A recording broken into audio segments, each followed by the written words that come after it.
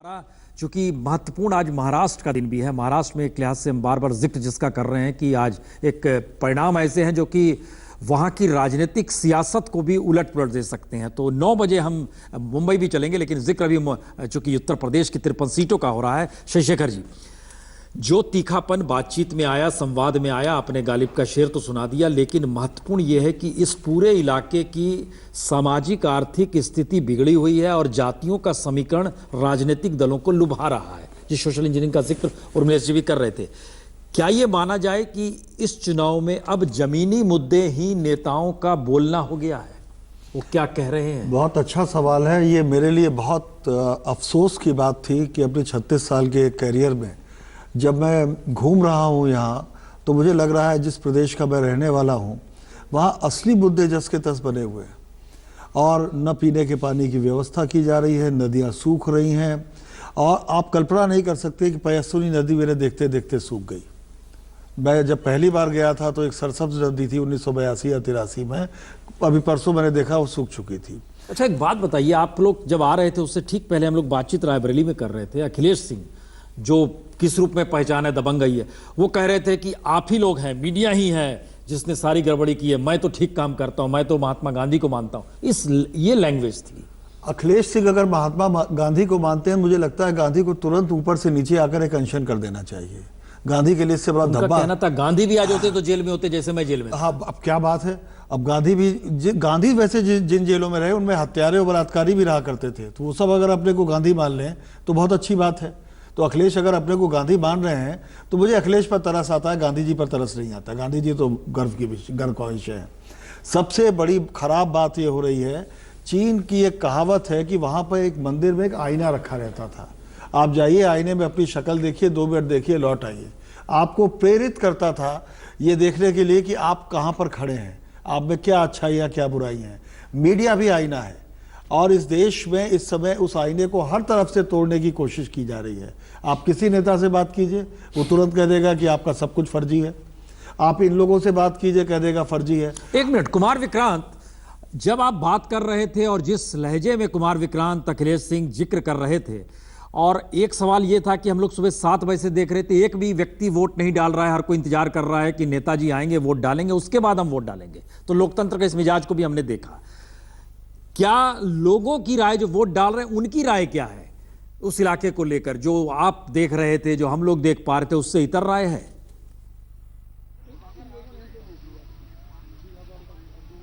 जी देखिए, लोग यही कह रहे थे, जिससे ही बात करिए, अब ये दहशत है अखिलेश सिंह की, डर है या प्यार है, वो रॉबिनहुड हैं, अपराधी छवि के हैं, दबंग हैं। लेकिन लोग तो अखिलेश सिंह के पक्ष में ही यहाँ पर ज्यादा बोलते नजर आ रहे थे, लेकिन उनके दिल में क्या था, वोट किधर डालेंगे, ये तो मालूम नहीं। लेकिन अब यहाँ पर अखिलेश सिंह, आप देख सकते हैं कि यहाँ के जो निर्वाचन अधिकारी वो यहाँ पर आए हैं कि अखिलेश सिंह यहाँ पर अंदर के बूथ में बैठे हुए हैं, उनसे कहा है, और अखिलेश सिंह खुद ही अब बाहर जा रहे हैं। निर्वाचन अधिकारी ने कहा कि आप बाहर जाकर के बात करिए, तो वो बाहर जैसे ही,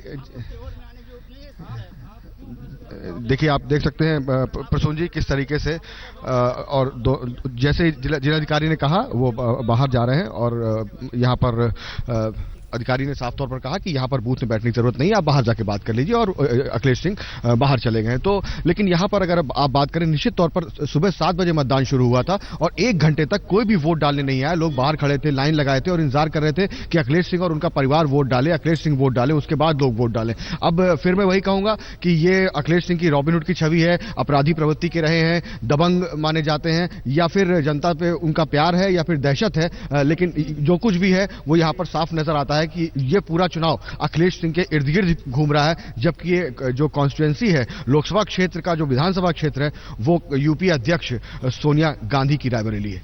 ये हैरत है या शर्म है प्रसून कि अखिलेश सिंह और उनके परिवार का लोग इंतजार करते हैं कि पहले वो आए, वोट डालें, उसके बाद हम जाएंगे। परिवार नहीं, पूरे इलाके के वोटर आके रुके हुए थे। वही तो मैं कह रहा हूं, इंतजार कर रहे हैं कि वो जब डाल देंगे वोट तब वो जाएंगे।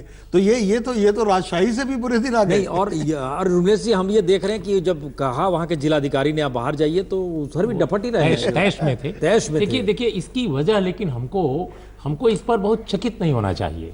हमने इतने 70 सालों के दौरान अपने लोकतंत्र को जिस तरह ढाला है, जिस तरह बनाया है, इसकी चिंता 26 जनवरी 1950 को जब संविधान पेश होना था उसके पहले अंबेडकर ने कहा था, डॉक्टर भीमराव अंबेडकर, कि 26 जनवरी 1950 को हम अंतर्विरोधों की एक अजीब दुनिया में दाखिल होंगे। ये मैं कोट कर रहा हूं। वो दुनिया ऐसी होगी कि एक व्यक्ति के पास एक वोट करने का अधिकार होगा, लेकिन असमानता होगी राजनीतिक क्षेत्र में, आर्थिक क्षेत्र में, सामाजिक क्षेत्र में।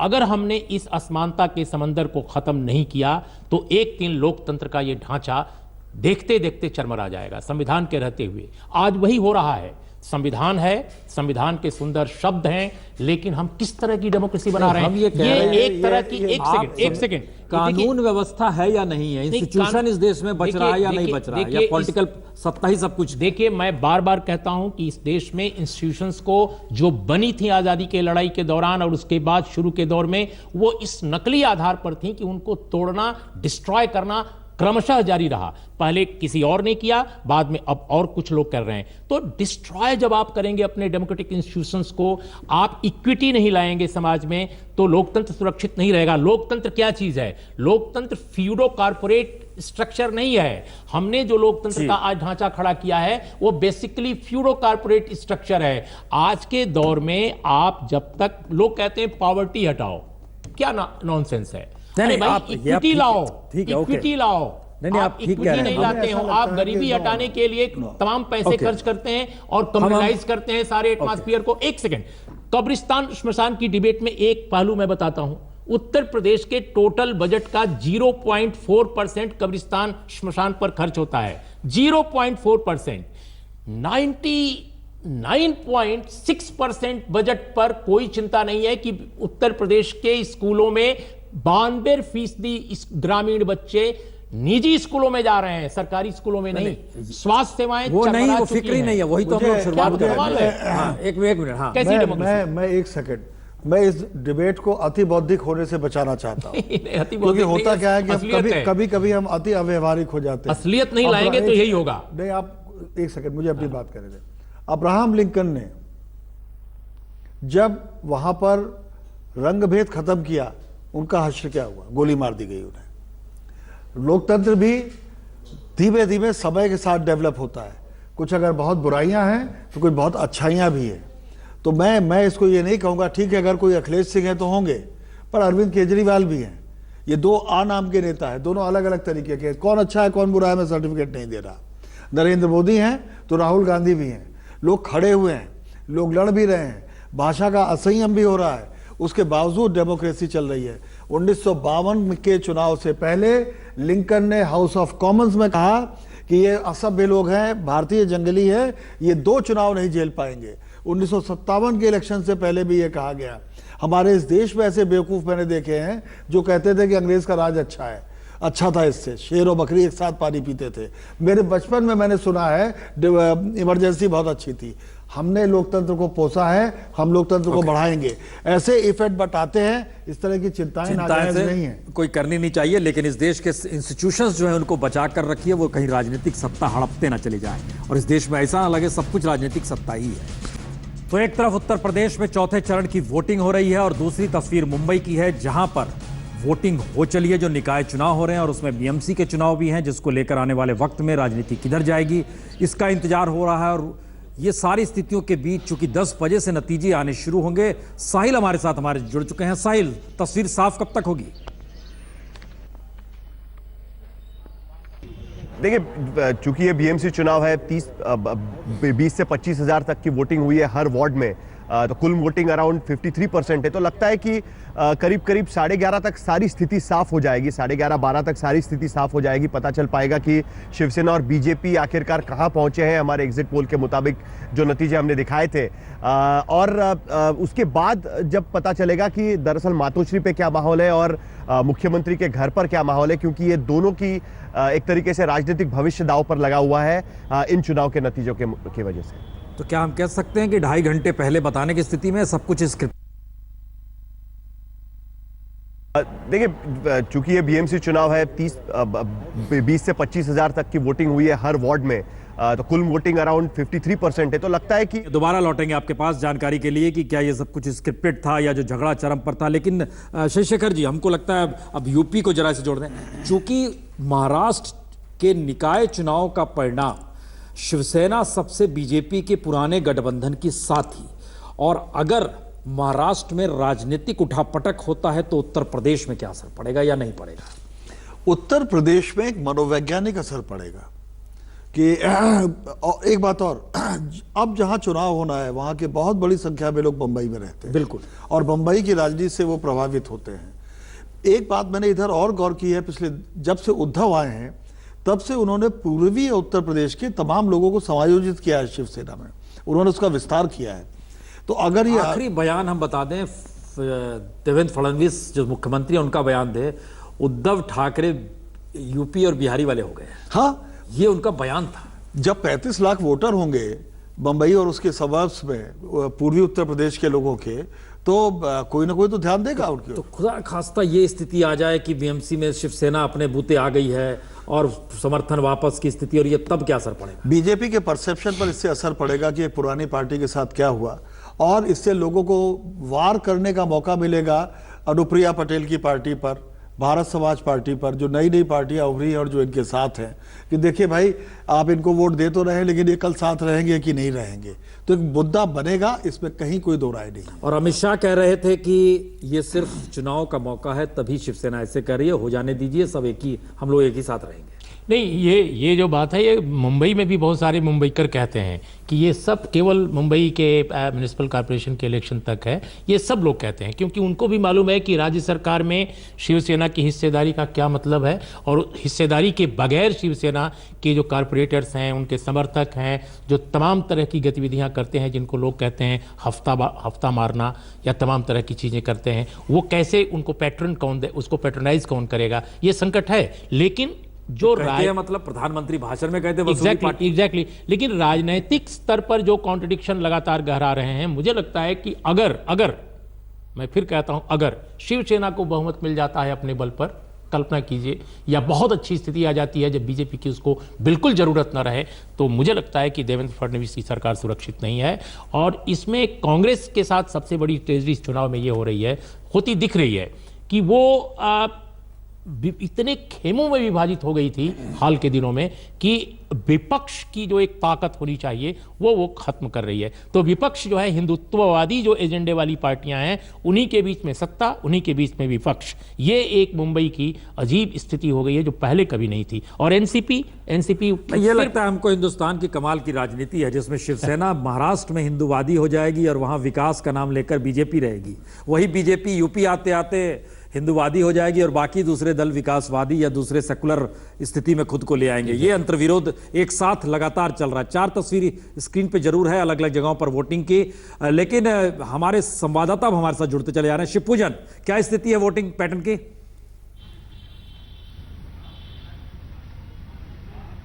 बहुत ज़बरदस्त, और ये वोटर्स के बीच में जो उत्साह हमने देखा, सुबह से देखा, बहुत बड़ी संख्या में लोग आ रहे हैं, अपने मताधिकार का प्रयोग कर रहे हैं। और इतना ही नहीं, लोग फिर दूसरे के घरों में भी जा रहे हैं और उन्हें जागरूक करने की कोशिश कर रहे हैं कि घर से बाहर निकलो और अपने मताधिकार का प्रयोग करो। आपने वोट डाला है, घर से बाहर निकले, बहुत बड़ी संख्या में लोग यहाँ पर आ जा रहे हैं। आपके लिए मुद्दे क्या थे चुनाव में? मुद्दे विकास, एक सबसे बड़ी सड़क, पानी, मेडिकल और सुरक्षा। ये सुरक्षा, महिलाओं के लिए सुरक्षा सबसे बड़ा अहम मुद्दा रहा चुनाव में। बिल्कुल, महिलाओं की सुरक्षा होनी चाहिए। महिलाएं असुरक्षित हैं, लड़कियां देर रात घर से बाहर निकल नहीं सकती, इन सब की देखरेख होनी चाहिए, इस पे जो है काम होना चाहिए। और जो यहाँ की समस्या है, सड़क, बिजली, पानी, इन सब की कमी है। और जो गुंडागर्दी और मारपीट, कभी टोल बूथ पे जो है लड़ाई झगड़ा होने लगता है, ये सब, इस सब पे प्रतिबंध लगना चाहिए। और ऊपर से लेकर नीचे तक जो है सबको अपने कर्तव्य का पालन करना चाहिए। महोबा में भी गोलीबारी हुई है, सपा और बसपा के कार्यकर्ता आपस में भिड़ गए हैं, गोलीबारी जबरदस्त तरीके से हुई है। लेकिन हमने देखा कि राजनीति में जो है काफी पतन हो रहा है। बहुत सारे लोग हैं जो अलग अलग तरीके से बयान दे रहे हैं, कसाब का जिक्र करते हैं, गधे का जिक्र करते हैं। आपको लगता है ये चुनावी मुद्दा होता है या चुनावी मुद्दा कुछ और है आपके लिए? नहीं, चुनावी मुद्दा तो ये नहीं है, पर ये सब चीज़ जो हो रहा है, जो किसी ने किसी के ऊपर ब्लेम लगा रहा है, ये गलत चीज़ है और ऐसा नहीं होना चाहिए। ऐसा नहीं होना चाहिए। सुना आपने पूर्व वाजपेयी जी, इनके लिए, स्थानीय लोगों के लिए सबसे अहम मुद्दा है बिजली, पानी, सड़क, सुरक्षा, और फिर सबसे बड़ी चीज ये कि पलायन इस इलाके में होता है। कभी ये जो है बहुत बड़ा केंद्र हुआ करता था शिक्षा का, लेकिन आज हायर एजुकेशन के लिए लोग बाहर जा रहे हैं। और इलाहाबाद कहीं पश्चिमी सीट जो है वहां पर सिद्धार्थ नाथ सिंह जो कि प्रवक्ता हैं, अब वो वहां से और नेशनल सेक्रेटरी भी है, राष्ट्रीय सचिव भी है, बीजेपी के कैंडिडेट है। पूजा पाल जो कि राजू पाल की पत्नी है, वह बीएसपी की कैंडिडेट। और ऋचा सिंह जिसका जिक्र हम कर रहे थे कि वह पहली इलाहाबाद यूनिवर्सिटी की लड़की जो थी वो प्रेसिडेंट बनी थी, उसको समाजवादी पार्टी ने टिकट दिया है। वहां ब्रजेश मौजूद है। ब्रजेश, आपकी बातचीत हुई इन नेताओं से, किसी से क्या लग रहा है, इनका क्या मानना है इलाहाबाद वेस्ट सीट पर?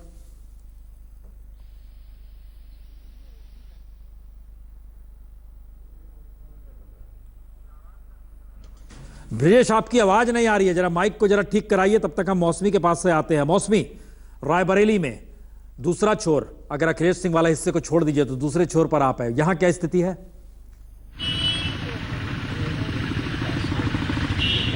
जी प्रसून, आपको बता दें कि यहाँ पे लगातार जो शहरी इलाका है वहाँ हम खड़े हैं और लगातार यहाँ पे भारी मतदान नजर आ रहा है। सुबह 7 बजे से जो आसपास के तमाम पोलिंग बूथ है वहाँ पे हमने पूछा था तो वहाँ पे वोटर जो है जोर शोर से वोट डालने आ रहे हैं। दूसरी इंपॉर्टेंट बात यह है कि एक उर्मिला इंटर कॉलेज है जहाँ वोटरों ने नारेबाजी की है क्योंकि ईवीएम मशीन वहाँ पे नहीं चल रही थी, उसके मद्देनजर वोटरों ने नारेबाजी की थी प्रशासन के खिलाफ। अभी डीएम साहब और लखनऊ के जो कमिश्नर साहब है वो यहाँ पे आए हैं मौके का जायजा लेने के लिए। कुछ वोटर भी यहाँ पे खड़े हुए हैं, उनसे भी पूछते हैं कि क्या माहौल है। आपको बता दें ये जो क्षेत्र है वो लालूपुर से लेके रायबरेली जो सदर क्षेत्र है वो पूरा अदिति सिंह जिस कॉन्स्टिट्यूंसी से लड़ रही है वही कॉन्स्टिट्यूंसी ये है।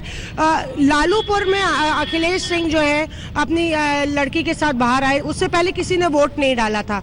यहाँ पे भी वो कैंडिडेट है अदिति सिंह। आपको लगता है कि अखिलेश सिंह का खौफ है या प्रेम है, क्योंकि एक दबंग छवि है तो डर की वजह से नहीं होता, ऐसा करते हैं लोग, या क्या वजह? प्रेम की वजह से। उन्होंने इतना मतलब कर दिखाया अपनों के साथ, कोई जाता तो निराश होके नहीं आता है। नहीं, पर देश का संविधान ज्यादा बड़ा है कि कोई एक व्यक्ति विशेष? देखिए, संविधान से बड़ा तो कोई नहीं होता है, लेकिन बात अगर हम लोकल बॉडी की करते हैं जहाँ पे हम रह रहे हैं और उस विकास की बात करें तो निश्चित तौर पे अखिलेश सिंह ने बहुत बड़ा विकास किया है और हम ये नहीं कह सकते किस कैंडिडेट का नाम नहीं लेना चाहेंगे हम, और सभी लोग अपने अपने आप में बहुत महत्वपूर्ण है। और बात ये आती है कि जैसे आपने भी इनसे क्वेश्चन किया है बगल मैडम से कि ये डर है या प्रेम है, तो निश्चित तौर पे मैं कहूँगा डर तो किसी के अंदर आने, क्योंकि न्याय से बड़ा कोई होता नहीं है।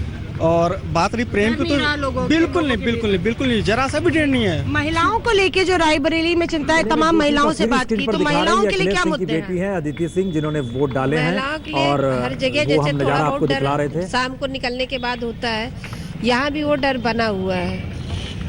और ये हम नहीं कहेंगे कि मतलब उनकी वजह से ये डर है, लेकिन ये तो हम सब में जितने व्यक्ति विशेष है सबको सोचना चाहिए कि ये अगर घर से निकली तो हमारी बहन है, हमारी माँ है, इसके साथ ऐसी छेड़छाड़ियाँ नहीं करनी चाहिए। जी प्रसून जी, एक चीज जो कनेक्ट करती है, लगातार हम 4 फेज में कवर कर रहे हैं, कानून व्यवस्था एक स्टिकलर है समाजवादी पार्टी के लिए।